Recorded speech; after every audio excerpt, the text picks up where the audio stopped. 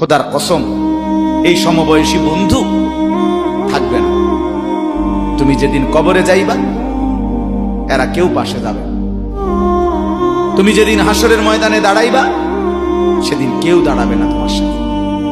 তুমি যেদিন আল্লাহ তাআলার মুখোমুখি হতে হবে সেদিন এই বন্ধু কেউ থাকবে না। ফাইদা নুফিখা ফিস-সূর ফালা আনসাবা বাইনাহুম ইয়াওমাইদিন ওয়ালা ইয়াতাসাআলুন।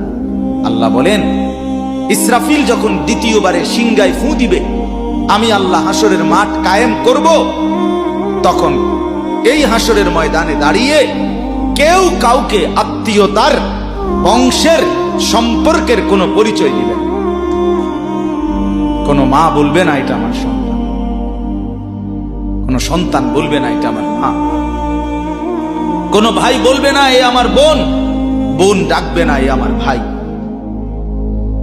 ওয়ালা ইয়াতাসাআলুন, কেউ কাউকে জিজ্ঞেসও করবে না কেমন আছে, কে কারে জিজ্ঞাসা